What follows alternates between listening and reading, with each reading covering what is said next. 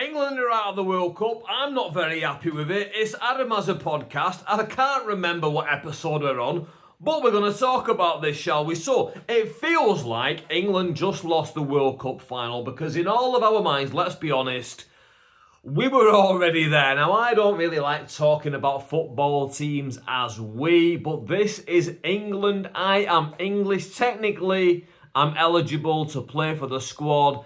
I'm counting it as we, because if they call me tomorrow, I'm playing the next set of internationals. Anyway, let's get into this. So, we all felt like it was going to happen. It was going to be England's year, especially the night before France knocked out by Spain in the other semi-finals. Spain were going to get to the final and we thought, oh, this France team looked unbeatable. Spain couldn't even beat Cape Verde in their opening game.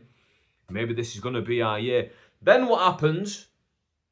England play Argentina in the other semi-final. Another team that couldn't beat Cape Verde in regular time. And we're winning 1-0 for a hefty chunk of the... Well, I say hefty chunk of the game. It was maybe 15, 20 minutes. But for the majority of the game, Argentina weren't really in it. They weren't really getting a sniff. Argentina were playing very dirty, very aggressive, very impassioned football, you might want to call it, if you're being balanced. I don't want to be balanced. I'm being quite anti-Argentinian football right now.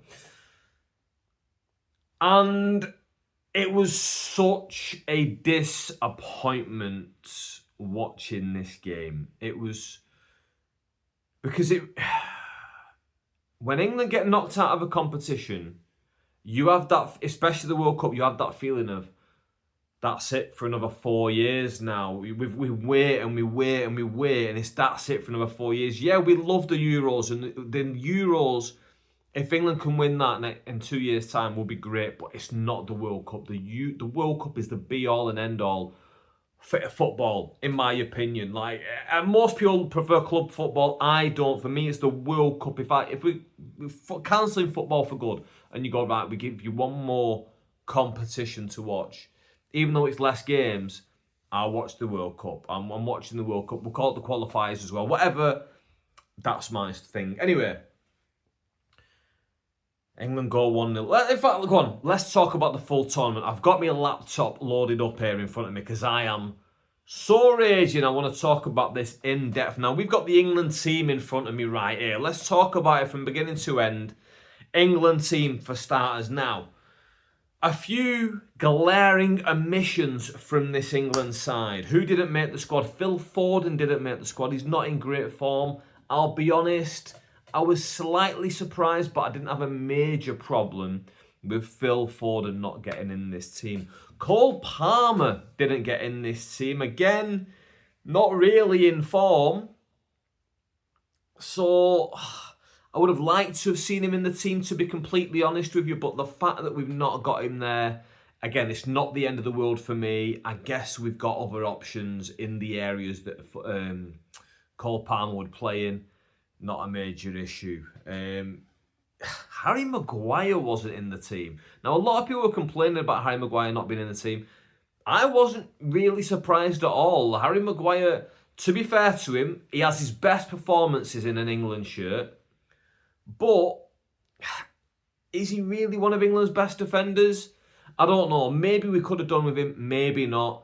That was another one where before the tournament, I looked at all three of those and I thought, you know what, not overly concerned by them. Another one that people didn't really talk about was Jack Grealish. He's another big English name that obviously was nowhere near the squad. And again, not a major problem with that.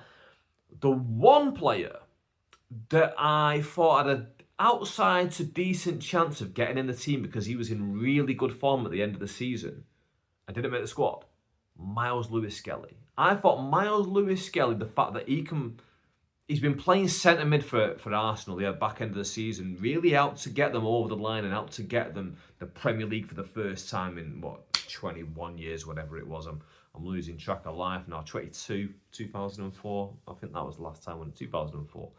Anyway, Miles Lewis-Skelly helped them get over the line. Now, England were and they ended up being quite shallow at left back and right back. They had two left backs. They had Jed Spence and Nico O'Reilly. And at right back, they had Tino Livramento and Reece James. Now, oh, this is another major omission, actually. I forgot this one. Trent Alexander-Arnold. That is the one omission, to be honest, that people talked about that I thought he probably should be in the team. And especially when Tino Livramento got injured and they had to replace him. And then they picked Trevor Chalobah. There was a lot of people questioning, why is Trent Alexander-Arnold not in this England side for the World Cup? Now, it may be the case that he was requested to come and he thought, you know what, if you don't want me in the original squad, I ain't going to get minutes, so nah, I ain't coming. Well, what a surprise. He would have got loads of minutes in this tournament. Tino Livramento at home getting injured and being replaced by Trevor Chalobah, he must be sat at home going, oh my goodness me, I would have got so many minutes. I think England played about 5 players at right back during this tournament. They played Stones, they played Konsa, they played Quansah, they played... Stones didn't play there. They played Jed Spence. They played Declan Rice there at one point. So many players ended up playing at right back during the course of this tournament that if we would have had another proper right back there, they would have got so many minutes. But again, I don't think that really cost England in the long run because Jed Spence was covering there. And for me, Jed Spence was the surprise package of this tournament for England. He was the player who stood out the most in terms of someone who wasn't really respected going into it. People were questioning why this guy was even in the team. And now, look, like, he had a brilliant game against Argentina. He was England's man of the match for me. But, hey-ho, that is what it is. Anyway, those are the omissions from the side. Let's go through player by player. Jordan Pickford, he had a decent World Cup. I don't think he really did anything majorly wrong. But again, I don't think he really brings anything special to England, if that makes sense. He's a good keeper. I don't think he's an elite world-class keeper. And I think that's why he's been at Everton for so long. But... hey, again, Pickford, decent, didn't really have a problem with him. Ezri Konsa, very highly touted going into this tournament, and I'll be honest, he was a bit of a letdown. I thought Konsa didn't really play that well through the entire tournament. He's going to go back to Villa this year and hopefully have a better season and hopefully get a better push when we go to it, because he's only 28, he'll be 30 by the Euros, so have a bit of a push now. Nico O'Reilly, I was a big fan of Nico O'Reilly. The Man City Nico O'Reilly is a different Nico O'Reilly, though. He plays for a team who bullies games. He plays for a team where he's very freely going forward. England don't play that kind of way, despite whatever Tuchel was trying to get them to play. They weren't really playing like that. Nico O'Reilly, yeah, he had an okay World Cup. I don't think he really let himself down majorly, but I don't think he was great. Declan Rice, man, that guy was being sick out of his butt after tournament. I think Declan Rice is an absolutely superb football player. He's a class above so many players, even in the Premier League, where they're just such a high quality of player. However, in this tournament, he didn't really show up. And listen, he was sick. He's coming off the course, the end of a very long season with Arsenal. Can we blame him? Can we blame Declan Rice for that? Probably not. Will he be back stronger in 2 years' time? Will he manage his minutes better in the run-up to the Euros, in the run-up to the next... I mean, he's 27, he'll be 31 by the next World Cup. He's going to have to manage his minutes better if he's going to ever win anything with England now. In terms of the World Cup, I mean, sure, he might win the Euros, but we want to win the World Cup, don't we, guys? Next up, John Stones. John Stones was a surprise inclusion in the squad, and I said, listen, I think he's put John Stones in there for the quality that he's got, and he showed it. He showed it through this tournament. He is still quality. Yes, he's got his injury concerns. He was brilliant for England. I thought he did really, really well. Like, not a problem with it all. Matt Gay did decent. I probably put John Stones as the best defender for England during this World Cup in terms of the central positions. Gay was decent. Again, not a major problem. With Saka, injury problems. We're only about what? We're 7 players through this squad list. We've got Stones, injury problems. Rice, who ended up being sick. And now we've got Saka, injury problems. This shows you that this team, maybe there should have been some different calls made in this. It's easy to say in hindsight. But when you're going into it with so many fatigued players, so many players like carried injuries and stuff like that, with 7 players in, and I'm worrying looking at the squad. And I already know the results and how it ends up. Elliot Anderson, I wasn't his biggest fan going into this competition, and he proved me wrong. I thought he did really, really well. I think he kind of had a breakout tournament in the sense of his stock has definitely risen. And he, like Calvin Phillips, do you remember Calvin Phillips in Euro 2020? He had a very similar thing happen to him. Obviously, very similarly, he's going to Man City. Will he fall off like Phillips? I hope not. I hope he has a good career. Harry Kane. Harry Kane is one of the most frustrating players as an England fan because he, to me, is a bit of a lumbering forward who is incredible finisher. He's so good at putting the ball in the back of the net.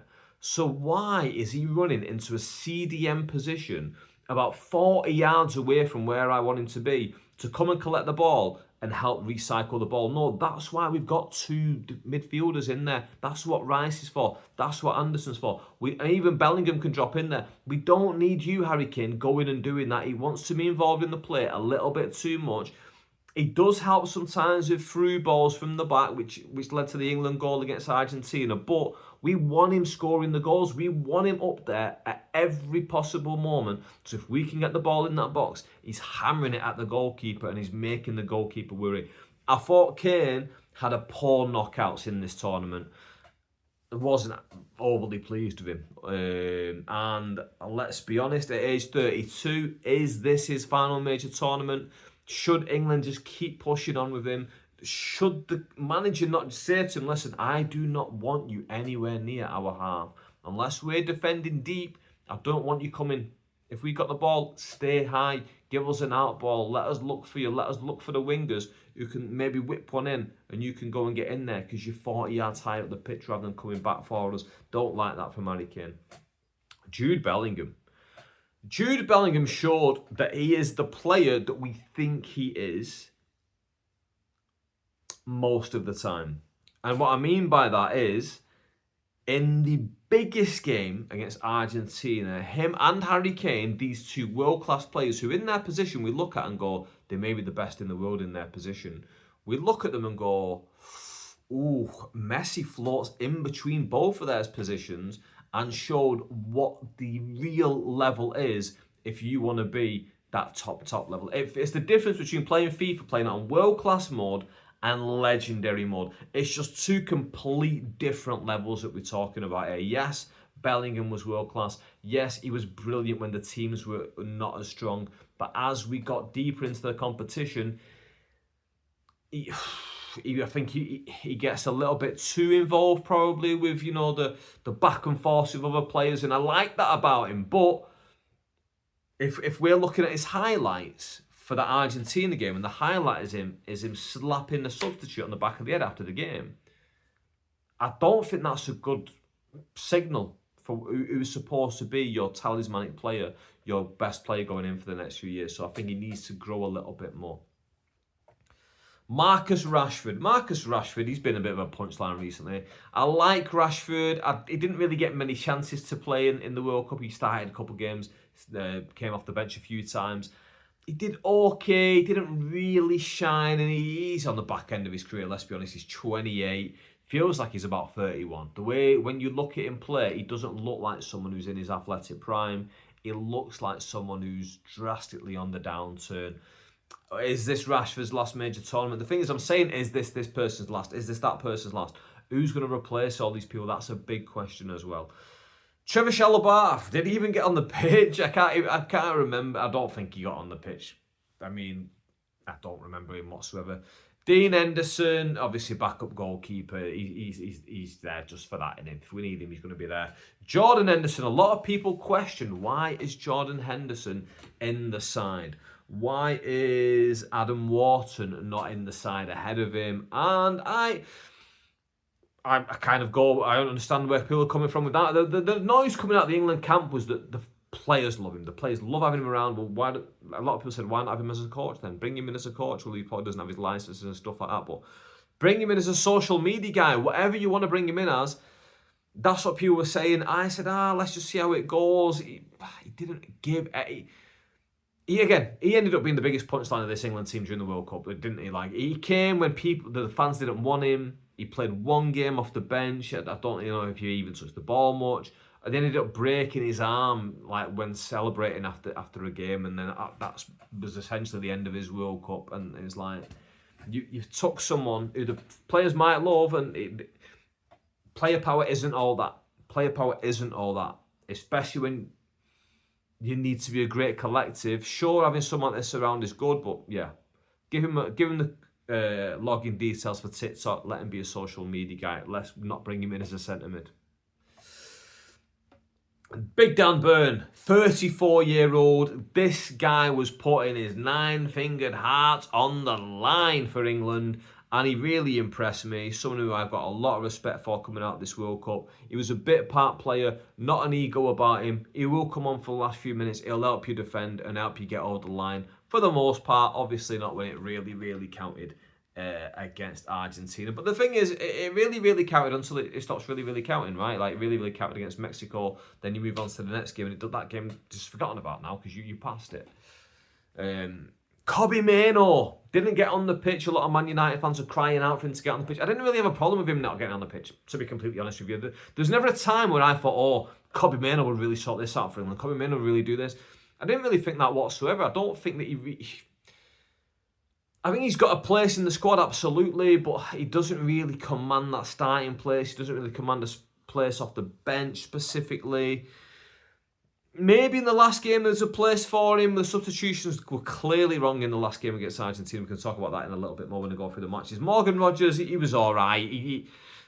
They were trying to find a place for him, weren't they? Like during this World Cup, they tried to play him in that number 10 role. They tried to play him out on the right. It just didn't really work. He got the assist against Argentina. Anthony Gordon, People's Princess, Lady Diana, whatever you want to call Anthony Gordon. For me, he had a good World Cup, quality player. The fact that he's got the move to Barcelona, and Barcelona have had Rashford this season and decided not to take him on, I think tells you all you need to know about the Rashford-Gordon situation on the left-hand side for England. And the fact that Gordon started the majority of the games over Rashford, I think was the right decision. I think Gordon looked really, really dangerous out there. And he's a player that I do want to see more for England. Obviously, he's 25, so he's got at least a couple major tournaments left in him. Will his legs still be there? That's the one thing that we hope. Ollie Watkins barely got on the pitch. Can't really say much about him, to be honest. You know, I think did he play one game off the bench? Noni Madueke. At the start of this season, I thought, you know what? I think Saka's finished here, and I think Madueke has taken his place. And he's very exciting to watch because he will go past a player and he'll put a ball into the area, and sometimes it's accurate and sometimes it's not, but there's very rarely good end products from him. And I love watching him because he's very exciting, and obviously he does get end products every now and then. It's not like it doesn't exist, he does get it. It's just, he's really good at getting down the line, but I'm pretty sure he's left-footed. When he gets down the line, he's trying to put it back across with his right. It doesn't really work. He didn't have a good tournament. A lot of fans got on his back. And I think if he would have just got one assist early on, I think fans would have got really, really behind him. But it's never happened for him. Abarichi Eze, another one of the Arsenal lads. And yeah, he deserved his place in the squad for my liking. He didn't give England anything though this World Cup, I'll be completely honest. 27 years old, he's going to be 31 next World Cup. Will he be in that squad? You're looking at the Bellinghams coming through in that same position. Yeah, you don't really see where his England future is, to be quite frank. Ivan Toney only got off on the pitch for a couple of minutes, you know, trying to put himself about a little bit. Why was he in the squad? Should it not have been Welbeck? I think it should have been Welbeck, to be completely honest with you. Welbeck gets big goals in big moments, and I feel like chucking him on the last couple of minutes against Argentina might have been a better thing. I don't know. James Trafford, third choice goalkeeper. Again, that's just what he's there for, just to be in around the camp. Young player, 23 years old. Will he be England's future number one? Potentially, I think he will be, yeah. Number 24, Reece James. Quality player, just too many problems with injuries, and I think at 26, with the amount of injuries that he's got, maybe his England career is over. Maybe. Which is ironic because I'm looking at the next guy, Jed Spence, 25, only 1 year younger, but this pace, the way that he was playing, I've got a lot of love and respect for Jed Spence. The fact that he's the first ever Muslim to play for the England football team obviously goes a long way in my book, but his performances on the pitch, I thought it was genuinely really, really good. It was a breath of fresh air, and the fact for someone who people didn't really want around the team, and he was putting in performances, and he looked like he was really interested and really passionate. I thought, you know what? Fair play to Jed Spence. He's someone who I really want to see get more and more game time for England going forward. And Jarrell Quansah, I mean, that red card he got against Mexico was a poor tackle at best. The fact that he got a 2-game suspension for him was ridiculous. But that's the squad. That's the squad. That's a breakdown of the squad. Now let's look at the actual game, shall we? First game started off against Croatia. I was worried. I was worried about this game because England have played Croatia in the opening game of Euro 2020. I was there at that game at Wembley. I paid lots of money for the ticket, lots of money to travel down there, and lots of money in an hotel. And it was a boring game, to be honest with you. It was a 0-0 draw. I think off the top of my head, it was a draw either way. And England didn't really offer much in that game. Croatia were able to nullify them a lot. However, this year, completely different story. Completely different story. Kane gets 2 goals in the first half. Musa pulls one back. Actually, no, they pull it back to 2-0, don't they? Baturina and Musa. Then Bellingham scores, then Rashford scores. England beating Croatia in a bit of a sloppy game, I thought was a good signal of intent to the rest of the tournament to be like, listen, Harry Kane is here. He's our goal scorer. He's got 2 goals in the first game. We're going to go up against a team like Croatia, who people are a little bit scared of, who reached the final, 2 World Cups ago, and we're going to put it on them and we're going to beat them. And I thought England doing that was absolutely brilliant, absolutely fantastic. Got us off to a great, great start in the tournament. Got that belief going. Then, in fact, I need to talk about this. I need to talk about the substitutions because the substitutions were really weird in that game. So, no, it wasn't this game actually. It was one of the other games. I'm just looking at the substitutions now. So, in this game, John Stones started centre-back and it surprised a lot of people, didn't it? Madueke started over Saka, which surprised some people, but I didn't think Saka was fit, and that was probably the reason why. Was it that game? No, I think it was this game where it was a little bit weird, where Jed Spence came on. Did he go into right back and then Reece James went into centre mid? And you're looking at it going, you've got Mano on the bench, you've got Henderson. Why are you not putting one of them in centre mid? Why are you putting Reece James in? Put Reece James in centre mid multiple times. England's only proper right back, and you're putting him in centre mid. Like, some of the choices were bizarre. Like, don't get me wrong, he got this one clearly right because things were going well for England. It was a 4-2 win, but the next game, Ghana, that 0-0 draw, Ghana playing that low block, England not being able to break them down. At the time, I didn't have a problem with it. I thought, you know what, we've got through it. Our first clean sheet there in the book, but we've got the point. We're undefeated. We've got the points on the board, 4 points. All we need to do now is move over to Panama, beat them, top of the group, exactly what we needed to be. Now, the Panama game happened, it didn't really light that fire under us, did it? It didn't put us in that position where we thought, do you know what, we should be battering Panama 6-0 like we did a few World Cups ago. It was a 2-0 win. It was a tentative game, and again, let's look at the substitutions that came on. Spence came on for Quansah, who was booked. This is the game that Henderson got off the bench. Eza got off the bench. This is the game that Watkins got a few minutes in. So it's good to give these players like Eza and Watkins minutes during these kind of games because the game had been won at that point. And on top of that, well, not that it had been won properly, but like, you're on the way to the win. So rest your players that you're going to need later on, and then also get these players playing who ain't going to get a chance later on. I've just got a notification saying that we're running out of bloody storage on my phone. Right, this might be a shorter podcast. I'm talking a lot about football, but I'm passionate about this, guys. Next game, DR Congo. Boom, Kane, 2 goals. Fantastic. We're in the knockout stages. We beat Dr. Congo. That's brilliant. What more could you ask for in terms of that? You want England to be winning by multiple goals. They scored multiple goals, obviously conceded 1. Gordon got 2 assists. Kane got 2 goals. This is a time where England are looking good. Then they play Mexico, which was, I mentioned this in the last pod, it was one of the greatest performances I've seen England play in my entire life. Now, will that now, my back's killing, by the way, guys. My back is absolutely killing. Will that now be forgotten about? Potentially, but I don't think we should forget what a great moment that was, because it was absolutely brilliant watching England play against Mexico and the way that they just destroyed them and then kept them out afterwards, and Mexico really, really going for it at home, and everyone thought that England were going to struggle, and yeah, it was great. Next game. Everyone was worried about Erling Haaland, me included. Erling Haaland is the greatest striker in the world right now. It's just another level. If England, like, this is the thing. Erling Haaland was born in England. We could have had Erling Haaland. We should have had Erling Haaland. We should have done everything we could to have Erling Haaland. He didn't want to play for us. He wanted to play for Norway. That's the country where his parents are from. That's the country where he lived growing up. And do you know what? I get it and I respect it. However, I would have loved to have had him. In this game against Norway, Bellingham scores twice. He scores in regular time. He scores in extra time. I'm already forgetting kind of how this game went, to be completely honest with you. But England kept Erling Haaland quiet. They kept him out of the game. Like, they did such a good job on him that I was really, really impressed. And they ended up taking him off at the start of the second half of extra time, didn't they? And England really looked like at that stage, you know what? We're going to find a way. Whatever we need to do, we're going to find a way to do it. And we're going to get through these teams. And it felt like a turning point. And this is where the hope gets you. And this is where it really, really hurts when it doesn't come through. Because then you end up playing the semi-final against Argentina. And with 5 minutes left to go, you are winning 1-0.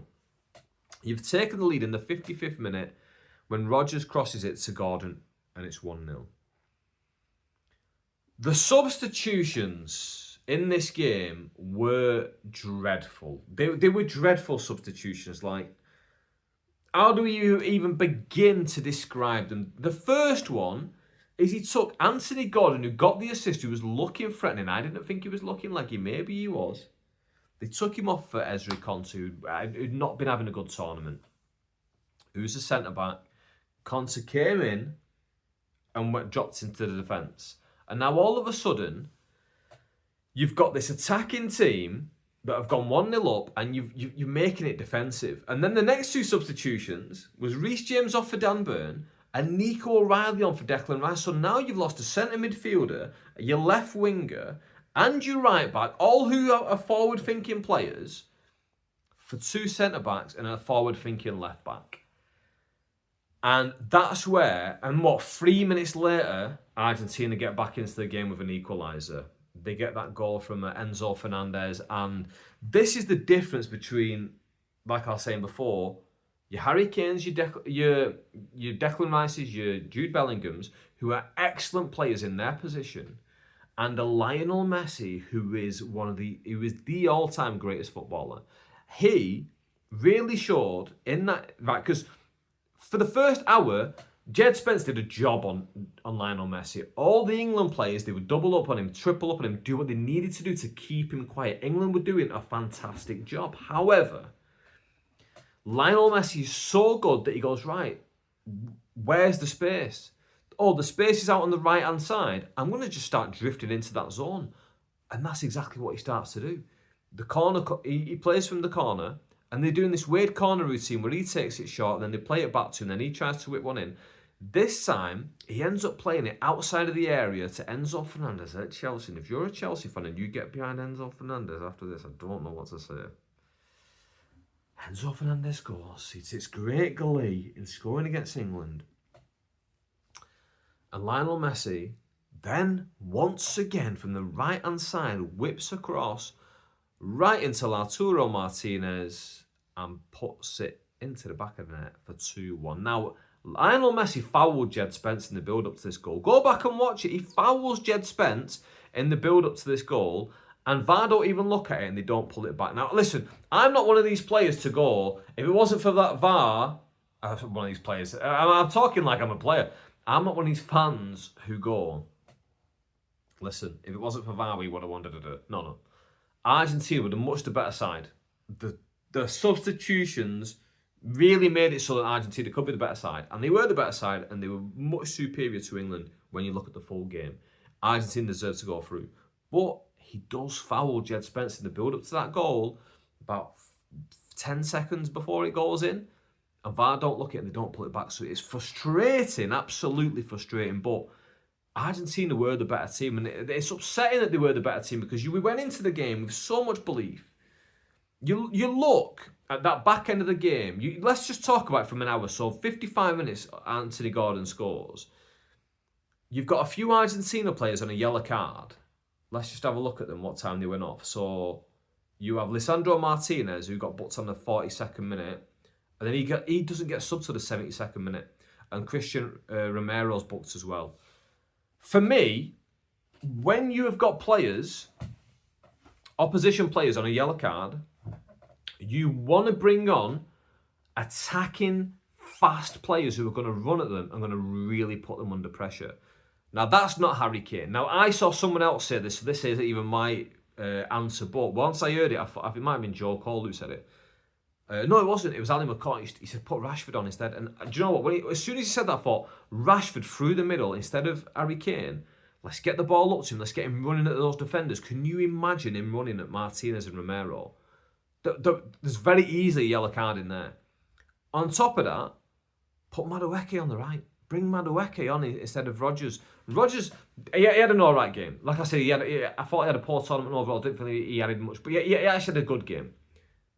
At this point in the game, we don't need him on the pitch. There's no place for sentiment in this game. I don't care how good of a game you're having, how much that you're England's top goal scorer of all time, Harry Kane. Harry Kane come off, Rodgers come off. Let's bring on Rashford.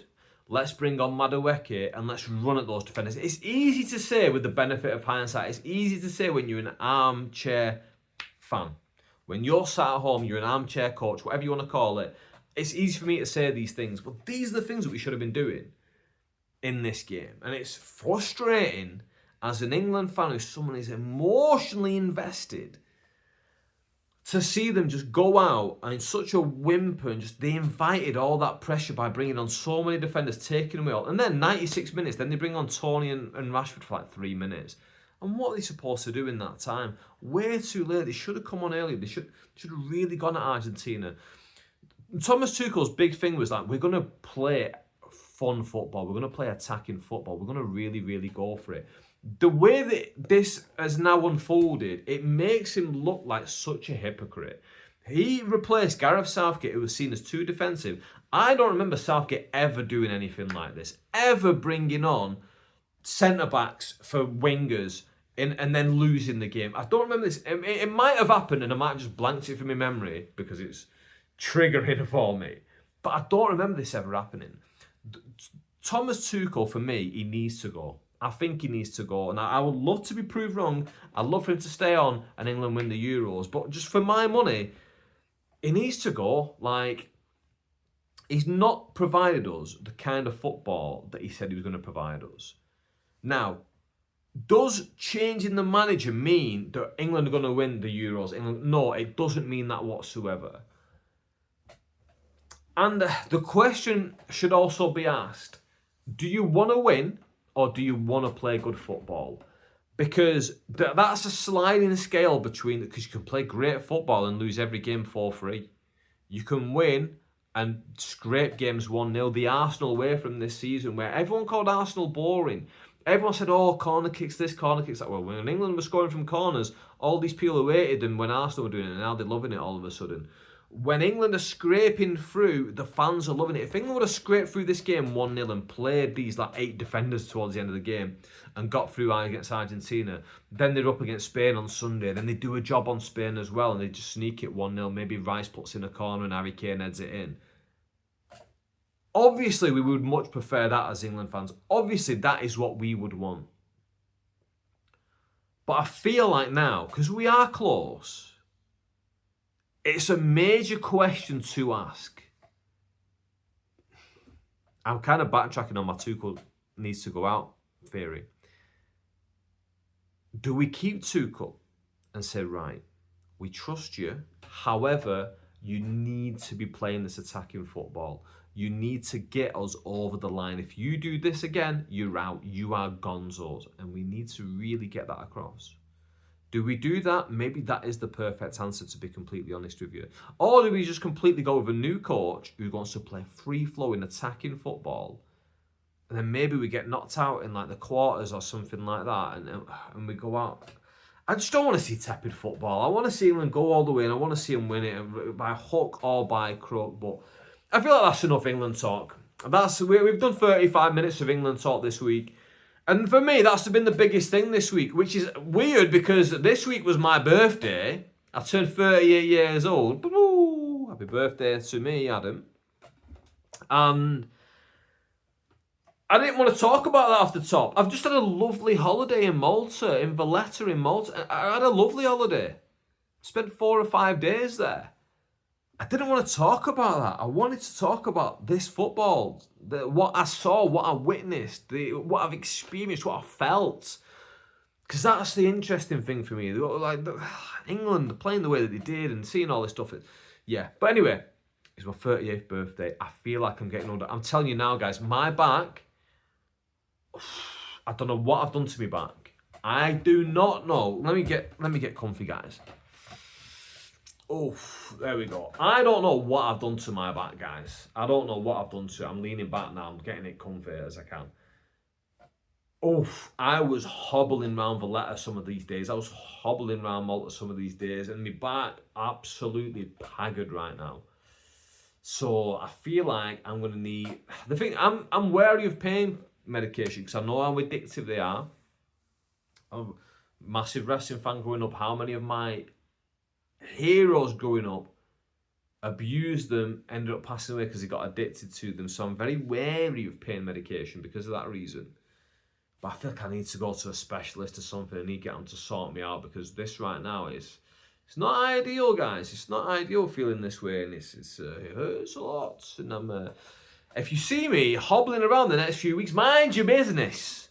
Mind your goddamn business. If you see Adam Anwar hobbling around to a gig. Luckily, I don't have a gig for 2 weeks. I blocked a lot of time out because it was my birthday. I might pick one up if I get one, but man, honestly, my back hurts so much. Like, it's hard to get out and about. I'm even like, I don't even want to get Uber Eats because I don't want someone delivering food to my house. Excuse me, and it's taking me 20 minutes to get down the stairs. Like, so I don't even know what I'm eating nowadays. But yeah, my birthday, 38, getting old, feeling old mentally, feeling old physically. I'm thinking about the future. Where do I see myself? I never really deeply thought about this stuff in the past, but now I'm deeply thinking about this stuff, and it's an emotional subject. I've talked about this stuff in the past, but I'm thinking about where I see myself, where I want to be, what I need to do in terms of stand up and to get myself into that position to be able to provide for my loved ones, and that is where I want to be in life and the things that I want to do.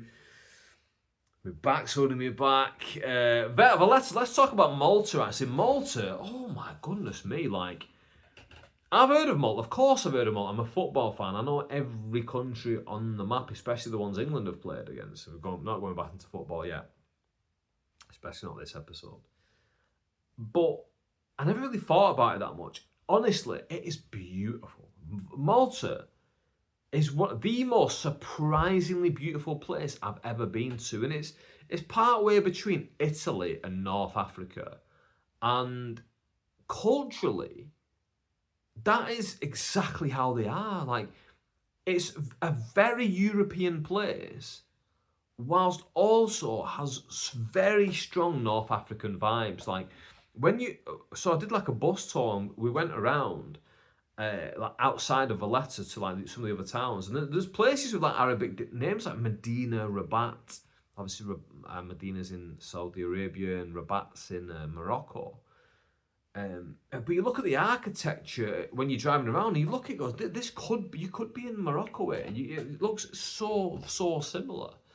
And then like in Valletta Centre, it could be Rome. Like, it's such a stunningly beautiful place. The architecture's fantastic.